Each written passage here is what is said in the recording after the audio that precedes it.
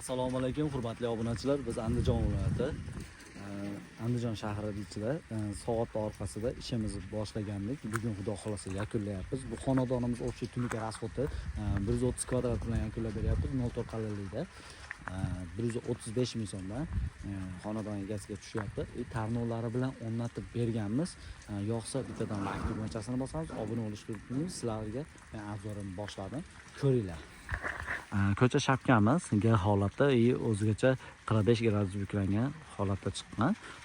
Bitta katta 56 lik kaseta va 19 lik kaseta qilib pianinali fasonda qilganmiz. Yangicha ko'rishingiz mumkin.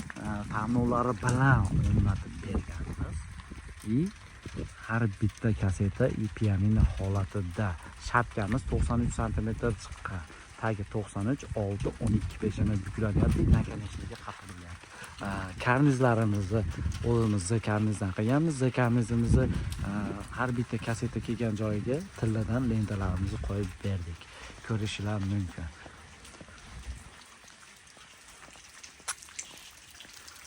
Bu holatda burchaklariga ham e'tibor berasizlar. Ustalarga ideal holatda chiqarilgan 45 gradus burchagimiz ko'rishingiz mumkin.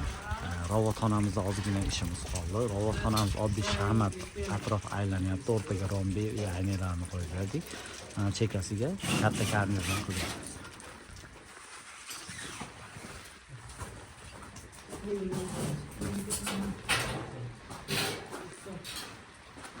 Shu yerda qatir bersak, xudo xolasa ishimiz yakunlanadi. Ichki shapkamiz 120 chiqqan. G holatda ta'minlari bilan qo'ydik. Uni ham katta kichik qilganmiz. Bu shapkamiz 120 chiqqan. Burchakka ham e'tibor berasizlar. Xudo xolasa ideal holatda chiqdi. Xizmatlarimiz kimga kerak bo'lsa, vodiy bo'lsa bemalol aloqaga chiqasizlar.